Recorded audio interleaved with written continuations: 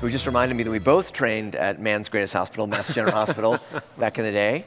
And maybe we'll just start off, jump right into it. Dean, you and your wife Anne have just finished writing a book.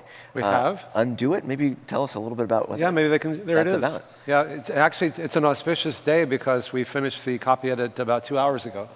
Okay. So it'll be Ballantine Random House's lead nonfiction book in January, and it's based on, as you say, this is a very high-tech conference. We're using very high-tech, expensive, state-of-the-art scientific measures to prove how powerful these very simple and low-tech and low-cost interventions can be. But what makes this book different, and the idea is undo, is that my favorite key on the computer has always been the undo button. I thought, wouldn't it be nice if we had one of those in our lives, and now we do. And it's based on the idea that, and the radical unifying theory that we're putting forth in it, is that we've been doing studies for 40 years, and it's the same intervention. It's a whole foods plant-based diet that's low in fat and sugar, moderate exercise like walking a half hour a day, various meditation and yoga, stress management techniques, and what we call psychosocial support, which is really love and intimacy, or to reduce it down even further to eat well, move more, stress less, love more. Boom, that's it. And the more diseases we study and the more underlying biological mechanisms we do research on, the more reasons we have to explain why these simple changes are so powerful and how quickly people can get better. So the underlying theory is that with all this talk about personalized medicine, it's really the same lifestyle intervention for all of these things. Now, if you've got a particular type of melanoma or pancreatic cancer and they can do a targeted immunotherapy, that's great. But for most chronic diseases, it's really the same lifestyle changes that can prevent and reverse all of them.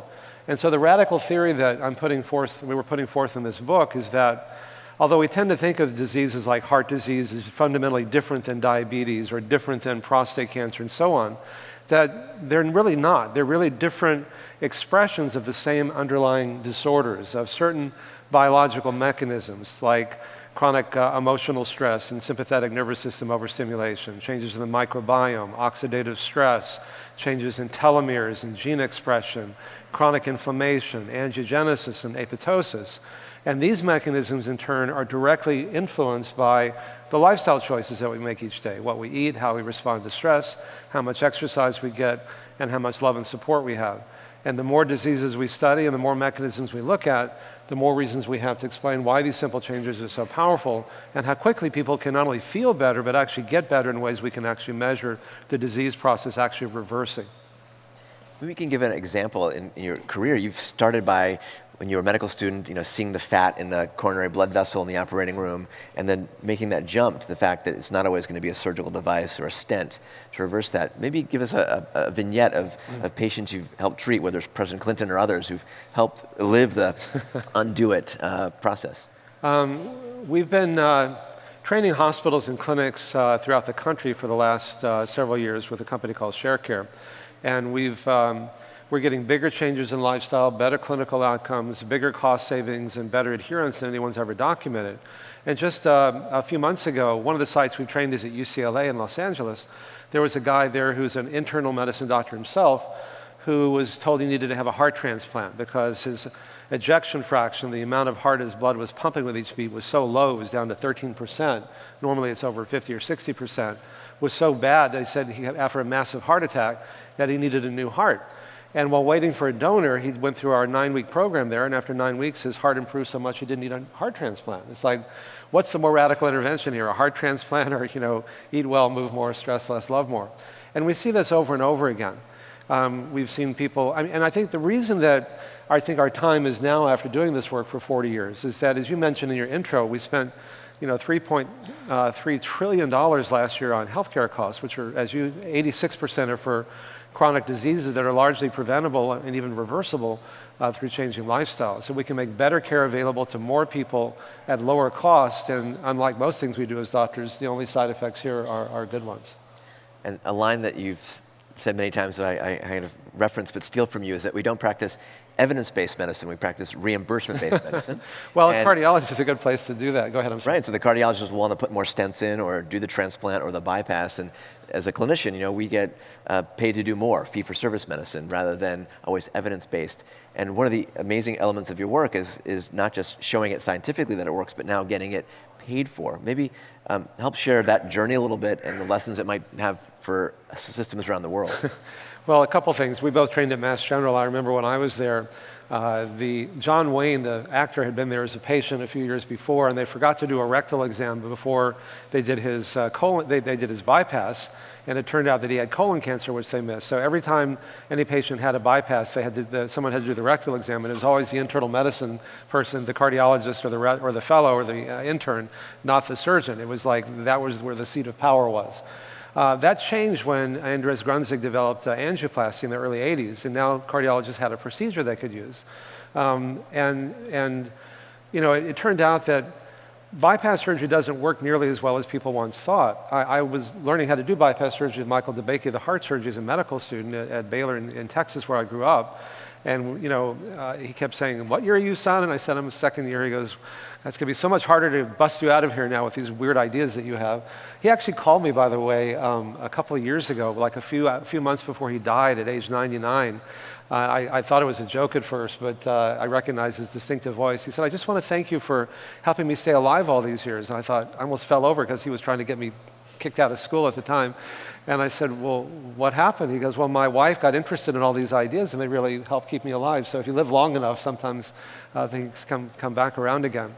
But what's interesting is that we trained through our nonprofit Preventive Medicine Research Institute 53 hospitals around the country in the early 90s, and we got bigger changes in lifestyle, same outcomes. But a number of the sites closed down because we didn't have reimbursement. And so the painful lesson was that if it's not reimbursable, then it's not sustainable. And so then we were going insurance company by insurance company, but that was really tough because most people don't go into the insurance world because they're visionary or entrepreneurial. I mean, people like Mark Bertolini are definitely the exception at Aetna. So then I thought, well, if we could just get Medicare to do it, then everyone else would do it too. And because I was taking care of Bill Clinton when he was president, but also Newt Gingrich when he was Speaker of the House, I thought we had the President of the United States, the Speaker of the House, who really hated each other, coming together around trying to get Medicare coverage, then that'll do it. And it took 16 years, as it turned out, but we finally did. My persistence is my best and worst quality. And when you change, and that was really the game changer, because when you change reimbursement, you change medical practice and even medical education. It's not because we're only interested in money, but if you're trained to use drugs and surgery and you're reimbursed to use drugs and surgery, that's what you do. And I think there's a convergence of forces that now finally make this the right idea at the right time, because there are now 8 randomized trials of stents and angioplasties, for example, and they all show the same thing, that in stable patients, which is what most people are who get them, they don't work. They don't prolong life, they don't prevent heart attacks, they don't even reduce angina. So they've been paying literally tens of billions of dollars a year for this one intervention that's really dangerous, invasive, expensive, and largely ineffective. And yet lifestyle changes alone can actually reverse the disease process. You find the same thing with prostate cancer, which is, as you know, the most common cancer in men. There are now 2 large-scale randomized trials, both published in the New England Journal of Medicine, that after 10 years, men with early-stage prostate cancer who did nothing lived as long as those who had surgery or radiation, even though it often made them impotent or incontinent or both. Whereas we've did a randomized trial with the chair of urology here at UCSF, Peter Carroll, and the chair at Sloan Kettering, showing that these same lifestyle changes could slow, stop, or reverse the progression of early-stage prostate cancer. And you find the same thing with type 2 diabetes. Half the population in the US today, as you know, is diabetic or pre-diabetic. Getting your blood sugar down with drugs doesn't prevent the horrible complications, strokes and heart attacks and kidney failure and amputations and so on. But getting it down with lifestyle, you can prevent all of them. And so I think now the limitations of high-tech medicine are becoming clearer at the same time that the power of these low-tech, low-cost interventions is also becoming more well-documented. Now, we've all benefited. In a crisis, drugs and surgery can be life-saving. But for most people with chronic diseases, lifestyle changes not only work as well as drugs and surgery, but often even better at a fraction of the cost. So maybe from your new book and your prior work with the Ornish diet and beyond, maybe we could do a bit high level. What are the biggest takeaways of when people ask you what are the top 3 things you can do in diet, lifestyle, and beyond that anyone here who hopefully doesn't need to undo it but can prevent it could do? And then let's talk about some of the exponential technologies that are enabling you to measure these outcomes in new ways and tune it. Yeah, well, and by the way, our book is now available on Amazon for pre-order, so if you want to get it, this would be a good time to do it. We've found that I guess the biggest obstacle that people have is they think, especially in this group, I would imagine, is that if it's not high tech, it can't be that powerful, right? It has to be a new drug, a new laser, a new recombinant DNA, a new device to really be powerful. And I think our unique contribution, as you indicated, has been to use these high-tech, state-of-the-art scientific measures to prove how powerful these low-tech and low-cost and ancient interventions can be. And we just began in collaboration with Dr. Bruce Miller, the head of the Memory and Aging Center at UCSF, the first randomized trial to see if these same lifestyle changes can reverse the progression of early-stage Alzheimer's disease, which, as you know, there are no good drugs either for treating it or for preventing it. We actually entered the X Prize competition years ago with Peter Diamandis and others and won that. And we're now actually beginning the study just a few weeks ago, and we think that it's likely to work. My mother died of Alzheimer's, and most of her side of the family, so I have a personal interest in this as well. But if you're trying to reverse disease, that's really the pound of cure. It takes a lot to do that. If you're just trying to stay healthy, lose a few pounds, whatever, I wrote a book a few years ago called The Spectrum that was based on the finding in all of our studies that the more you change, the better you get, at any age, which is a very empowering message.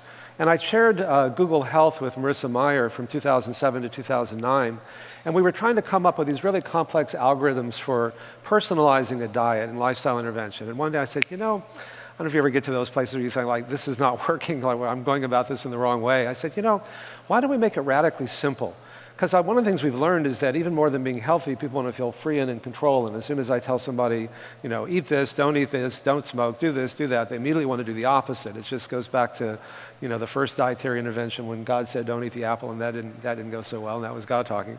So I said, look, instead of me telling you what you should be doing, you tell me how much you want to change and why you want to change. One of the things that my wife Ann and I often talk about is that the real epidemic isn't just heart disease or diabetes, it's loneliness and depression, which we can talk about more later.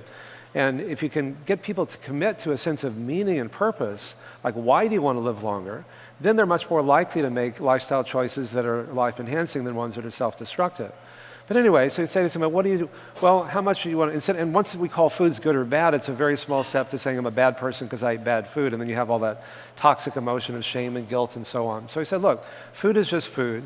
I categorize foods in the most healthy, which are basically plant-based foods for group 1, the least healthy, which are the usual suspects, you know, processed meats and sugar and things like that, and groups 2 through 4 in the middle, and say if you're trying to reverse disease, you need to be eating really all the way. That's the pound of cure in the group 1 foods. But otherwise, if you indulge yourself one day, doesn't mean you cheated or you failed or you're bad, just eat healthier the next. If you don't have time to exercise one day, do a little more the next. If you go on a diet, chances are you're going to go off it. And so this isn't really a diet, it's just a way of eating.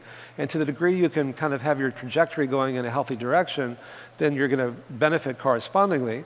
And if that degree of change is enough to accomplish your goals, great. If not, do more. It's really simple like that. And because, speaking of diet, it's very social.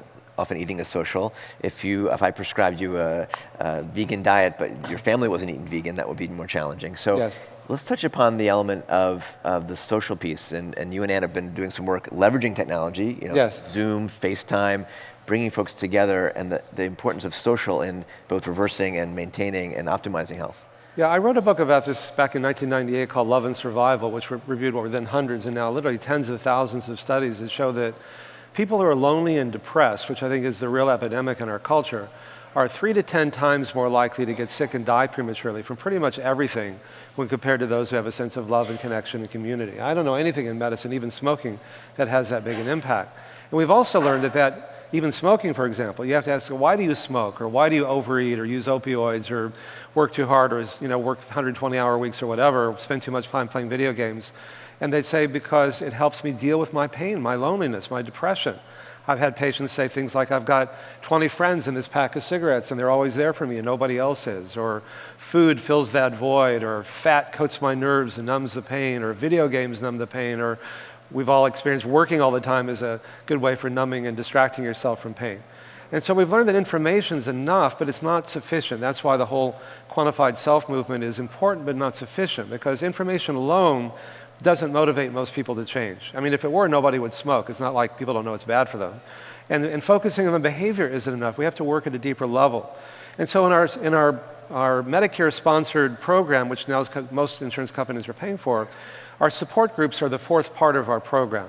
And they're not support groups like helping people stay on the diet. It's really trying to recreate what most people had 50 years ago, which was a neighborhood where you had 2 or 3 generations of people that grew up together, or a church or synagogue you went to regularly, or an extended family you saw regularly, or a job that felt secure. In the last panel, people talked about that. And what makes those things healing, even the word healing comes from the root to make whole and yoga, to unite, union, these are really old ideas, is that people know you. If you grow up in a family with 2 or 3 generations of people, it's not just your Facebook profile, it's like they know where you messed up. And you know that they know, and they know that you know that they know, and they're still there for you. And there's something really primal about being authentic and still having people love and care for you.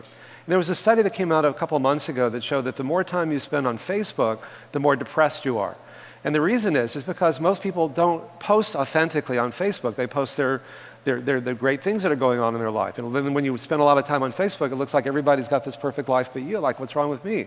But it's like in that film Avatar, which is really from an old African proverb, I see you, which is the idea that in our support groups, we ask people to let down their emotional defenses and just be open and authentic about what's going on in their lives without fear that someone's going to reject them or criticize them or give them glib advice.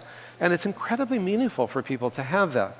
Now, after 9 weeks, when people have done that, they would meet on their own. But what Anne developed in a brilliant way, my wife and colleague for 20 years, were the virtual support groups using Zoom or FaceTime or other technologies where people can dial in, let's say, Thursdays from 5 to 6, wherever we are, we're all going to come in together and have 15 people dial in together and just talk about what they're feeling and what's really going on in their lives. And it sounds so touchy-feely because it is touchy-feely. We are touchy-feely creatures. To have somebody say, it's our feelings that really connect us. And for people to be able to have a place where they can do that. I mean, we have people that the study ended 30 years ago, they're still meeting just because that need for connection and community is primal. And whatever work or startup you're doing, if you can find a way to bring people together, even in a superficial way like Facebook so often is, which has 2 billion people, is just a perfect marker of how primal that need is, but how much more opportunity there is for people to connect at deeper levels. If you can find ways to do it, you can create the next multi-billion-dollar business. And some of it's relatively simple. There's lessons, I think you might know Dan Buettner and the lessons from the blue zones, where folks have had long, relatively healthy lives, and often it's because they have community. They live in a small village in rural Italy, have a Mediterranean diet, and have love and connection and throughout their entire lives. Exactly. Well, Dan's a close friend. I actually introduced him to his fiancée, Kathy Fresson, 5 years ago. We had dinner a couple of weeks ago. He's doing amazing work. His work is really an extension of Alexandra Leaf's work, who was my mentor at Mass General and at Harvard. But this idea of anything that brings us together is healing.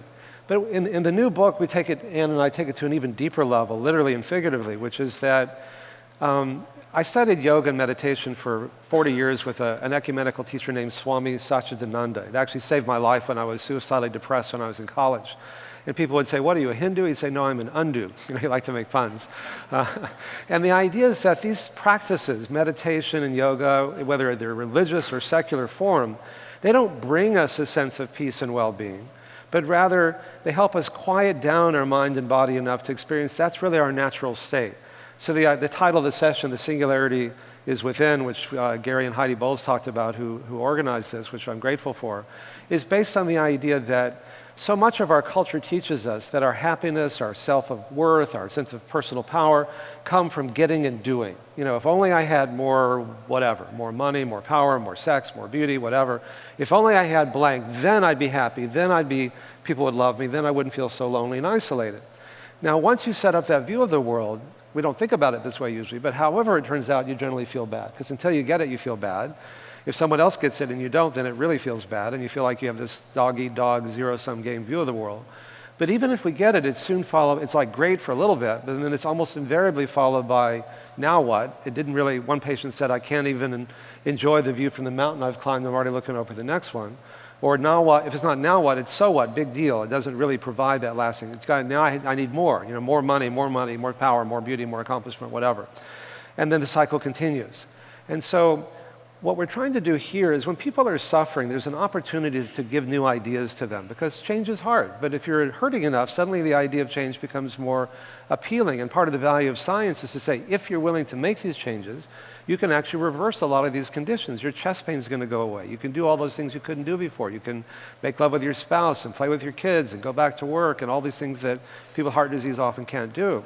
But we try to present that at the end of a meditation, when you're feeling more peaceful, that these techniques didn't bring that to you, but rather that's our natural state. The singularity, that sense of oneness is within, and that once you become experienced in that, then you say, oh, now I can go out in the world and accomplish even more, but the intention behind it is very different. It's not to get happy or peaceful. I'm already that way by nature.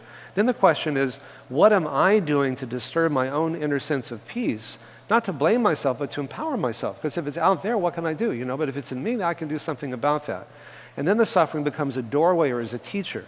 And then if you take it even deeper into that singularity within, the singularity, not in the sense of, Ray Kurzweil's, where AI and humans kind of part company or in the center of a black hole, but the singularity in the sense of the oneness, the idea that on one level we're separate, you're you and I'm me. On another level, we're a part of something larger that connects us. And you can have the direct experience of that.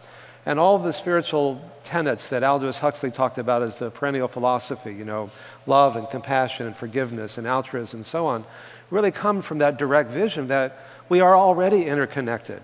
Nicholas Christakis at Harvard did this wonderful study that he found that if your friends are obese, you're 45% more likely to be obese. If it's your friend's friend, you're 25% more likely. And if it's your friend's friend's friend that's obese, you're 10% more likely to be obese yourself, even if you've never met them, just because we're so interconnected already.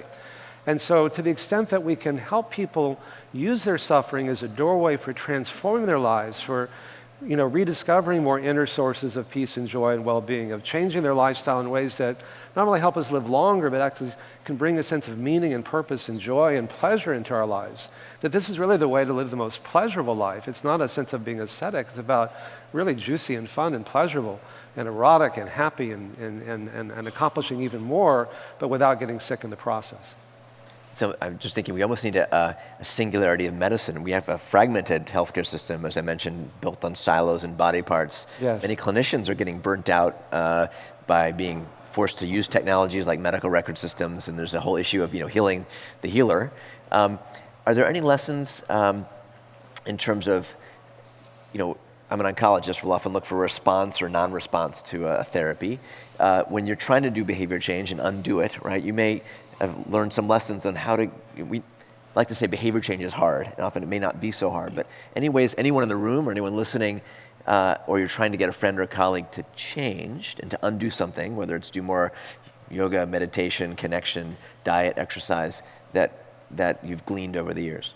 Well, what we've learned is, first of all, you can't get anybody to change, and if you try to do so, it just makes it worse, because even more than being healthy, people want to feel free and in control, so I've learned not to do that. The second is that fear is not a sustainable motivator in any field, but especially in medicine. It's great for like a month or two. It gets your attention, your amygdala starts to send all these signals of survival. I think that's true in politics as well as in medicine, as we're beginning to see these days. Fear, like someone goes to the ER for a heart attack, they'll do pretty much anything the doctor says for like a month or two, and then they stop doing it. Because we all know we're going to die. The mortality rate is still 100%. I don't want to be the first to break the news to you, but we're all going to die. It's one per person. But we don't think about it most of the time. And so because of that, efforts to try to motivate people to change that are fear-based are not sustainable.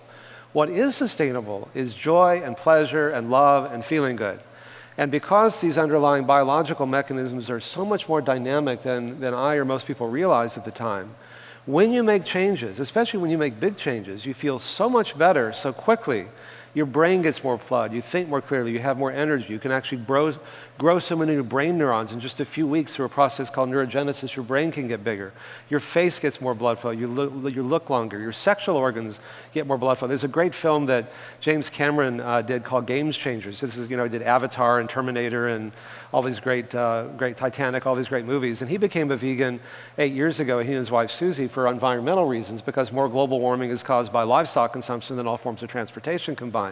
But he wanted to make a film, a documentary with James Wilkes and others, to show that, to get the idea that you're kind of a wimp if you eat a plant-based diet and you don't get enough protein. So he has all these world-class elite athletes, talking about how this is what gave them the chance to get an Olympic medal or whatever it was. But he has this one great scene with these 3 athletes, and they have an organic meat-based meal, and they measure the frequency and duration of their erections that night using these technologies. This is another way to use technology in medicine. And then he did the same thing with a plant-based meal, just a single meal. And they found they had 300 to 500% more frequent erections and 10 to 15% harder erections after one plant-based meal than after a meat-based meal. The film crew became plant-based after they shot this. Just to show how dynamic these mechanisms are. And it's not about living to be 86 instead of 85, which really doesn't motivate most people, even when you're 85. It's about, oh, when I do this, I feel good. I think more clearly. My sexual function improves. I can do things I couldn't do before. If you have heart disease, your angina goes away, and so on. Not years down the road, but days to weeks down the road. And that ultimately is what makes it sustainable. And one of the sort of, I think, themes of the summit and Singularity University is often getting folks to their massive transformative purpose, whether that's to start a new company, solve a problem, but also have maybe that personal sense of why to drive their sort of health and wellness and love and connection. But that also can drive into your organizations. Maybe touch upon, absolutely. Even the Googles of the world are now teaching mindfulness training and offering yoga. What are some of the takeaways from that? Well, first of all, most large corporations are self-insured, so 18% of the GDP goes for healthcare, or which is what you call sick care, which is really true. So when you can reduce that, we did a study with Blue Cross Blue Shield of Pennsylvania called Highmark, where they cut their costs in half in the first year. And by 400% in the first year when they looked at the subset of people that they'd spent at least $25,000 on in the preceding year. So that goes right to your bottom line. So that's a huge amount of profit that you can make by doing that. But also it goes to the deeper issues of meaning and purpose that you mentioned. And I think that's, again, the real epidemic. So often people don't have that sense of meaning. It's so easy just to feel like you're a cog in someone else's wheel and someone else's corporation. And if you don't, there was a great book that came out, 40 or 50 years ago called Viktor Frankl, Man's Search for Meaning, that looked at concentration camp survivors and found that it wasn't the healthiest or the strongest that survived. It was the one that had the strongest sense of meaning and purpose. Like, I have to survive so that I can, be reunited with my family, my loved ones, bear witness, whatever it happened to be. So if you can get people in touch with their meaning, which is why I always ask people when I begin working with them, why do you want to live longer? I know in Silicon Valley there's this real interest with Calico and with the Chan Zuckerberg Foundation and others about how can we, prolong life, how can we live longer? But I was suicidally depressed when I was 19. If you told anybody who's suicidally depressed that they're going to live longer if they just do something, they go like, you don't get it. I'm not sure I want to live longer. I'm just trying to get through the day. And so it's important to get people, when you work with them, whether it's their employees or whether it's your patients, to say, why do you want to live longer? And how can I help you achieve that sense of purpose in your life? And once you work at that level, then people are much more likely to make healthy changes than ones that are harmful. And there are a variety of new, some are technology tools. I think many of us at the receptions had the Impossible Burger, right? Yes. Started by a former colleague of mine at Stanford, Pat Brown. Yeah, who developed the gene chip. Right, that now is using biotechnology, and we heard from Indie Bio, they've got companies building artificial fish that you can eat are healthy. There's apps like Headspace that you can use. So there are tools. Absolutely. We've got about a couple minutes left, so maybe let's close however you like, but some elements that might help folks catalyze the singularity within, or technologies that could apply to helping themselves and their families and colleagues get there? That's a great question. And again, I love technology. Headspace is great. James Joaquin and the people at Obvious are funding a lot of the things that you talked about. It's this way you don't have to feel like these false choices. Is it fun for me or is it good for me? Am I going to live longer or is it just going to seem that way? You can enjoy life even more fully by employing these technologies as tools as opposed to as goals. So Headspace or other technologies can help you quiet down. Video technologies can bring us together. But it's how we use those technologies. So when you talk with somebody, it's not just about the behavior or what's going on in their life, but talk about the feelings. Because it's really our feelings that connect us. And whether it's through the internet or whether it's through FaceTime, or whether it's through Zoom or whatever, when those technologies can bring us together as well as isolate us. And that, to me, the need for connection and community is a fundamental, primal human need that so often goes unfulfilled in our culture. And to the degree we can use those technologies or, sometimes, the time we spend with friends and family we think of as a luxury we do after we've done all the important stuff. And when you realize that that's probably the biggest determinant of how well and how long we're going to live, suddenly it reframes that from being a luxury to something that's really a necessity and can allow us to give permission to ourselves to spend the time doing the things that mean the most. And so if we're going to be those exponential thinkers and doers, we need to be paying attention to first things first. And a lot of news even just this week with one of our entrepreneurs of the millennia, Elon Musk, working 140-hour weeks. Yeah, exactly. The need for sleep, the need for to be sustainable and to get to Mars. Maybe we need these integrated into our entrepreneurship and our exponential thinking. And to show the very tangible outcomes for better and for worse when you don't pay attention. I mean, the stock, Elon's stock fell dramatically because people thought, wow, he's like, what's going on with him, because he wasn't getting enough sleep. So anything that we can do to create that sense of balance in our lives is really healing, and ultimately it makes us more productive, which can actually make our startups more successful. So, thank you for the opportunity to be here today, and I hope, if you go to ornish.com, that's our website, everything on there is free. It just gives you more of the research, and if you're interested in drilling down to it in PDF form and all the things that we're doing that hopefully can be helpful to you. Great. Let's thank Dr. Ornish and his wife, Anne, for his book. Thank you. Good hug.